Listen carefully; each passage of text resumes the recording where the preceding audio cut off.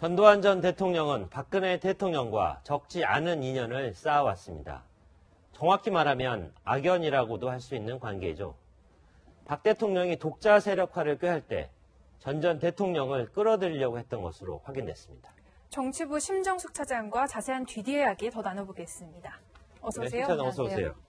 어제죠? 네. 네. 연희동 사저에서 직접 본 전 대통령 어땠습니까?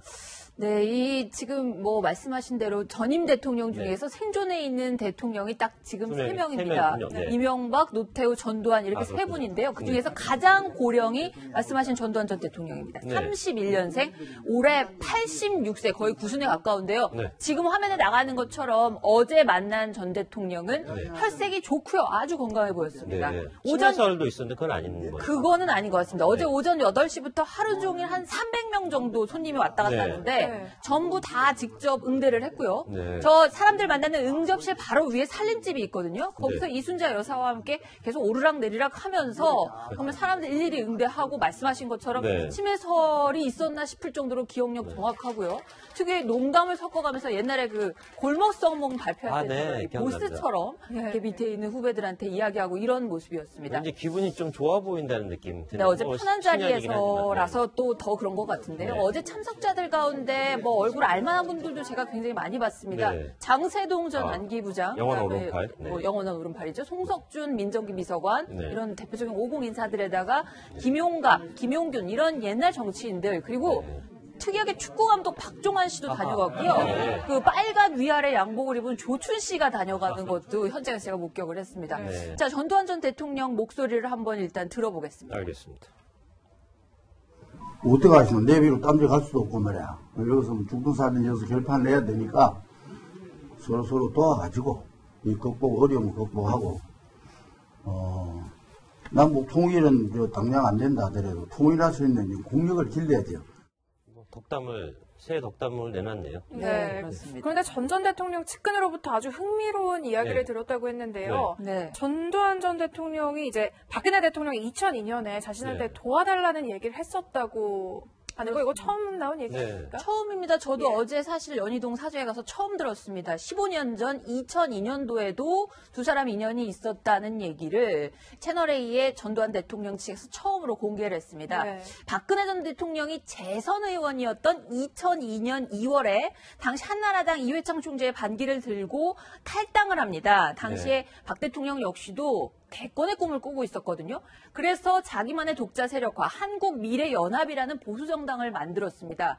그다음에 세력화를 하면서 당시에 전두환 전 대통령에게 사람을 보내서 도와달라고 했다는 그런 진술을 어제 받았습니다. 그렇죠. 그런데 지금 화면에서 나가는 것처럼 탈당한 박근혜 총재를 도와달라 그랬더니 최태민 문제를 너무나 잘 알고 있었던 전두환 대통령이 의원까지는 모르겠는데 대통령 되는 거는 나는 반대다. 박근혜 대통령이 된다면 부친인 박정희에 대해서 욕을 보일 거다. 박정희 전 대통령에 대해서 전두환 대통령 같은 경우에는 당시에 굉장히 지금도 그렇고 존경심을 갖고 있는데 굉장히 우려스럽다 그러면서 도와줄 것을 정중히 거절했다고 합니다.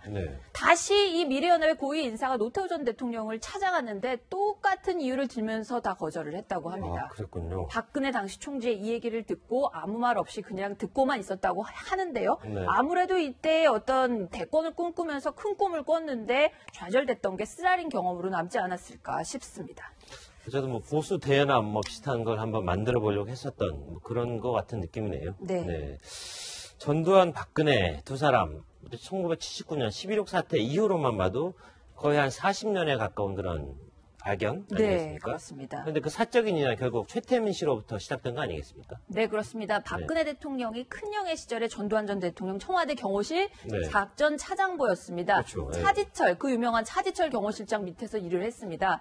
최태민 씨가 구국봉사단, 새마음봉사단 이렇게 이름을 바꿔가면서 영예를 돕겠다 하면서 청와대를 들락거릴 때 그 현장을 지켜보고 문제점을 다 알았습니다. 네. 11.6 이후에 합동수사본부장을 맡으면서 박정희 시해 범인 김재규를 바로 전두환 전 대통령이 조사를 했죠. 네. 당연히 그 중정에서 갖고 있던 최태민 보고서의 내용을 다 조사를 했고요. 네. 사기다, 성추문이다, 별의별 해괴한 그런 그 네. 의혹 같은 것들이 나왔는데 네. 그 부분에 대해서도 다 들여다봤습니다. 네. 그런데 전두환 전 대통령 측에서는 당시에 끝까지 조사하진 않았다. 사실상 주관을 덮었다. 이런 얘기를 털어놨습니다. 그때 어쨌든 처벌할 수도 있었고 발본 사고 날 수도 있었는데 그냥 덮어버린 거군요. 이유가 뭐냐? 네. 큰영애를 조사를 하다 보면 네. 고인이 된 박정희 아하. 대통령 얘기가 안 나올 수 없었기 아하. 때문에 네. 어쨌든 계속 갈 수가 없는 상황이었다. 네. 이런 사정을 모르는 박근혜 전 대통령이 최태민 의혹은 의혹일 뿐 실체가 없는 얘기다. 이렇게 비교적 최근까지도 최태민에 네. 대해서 감싼 얘기를 했었는데 네. 전두환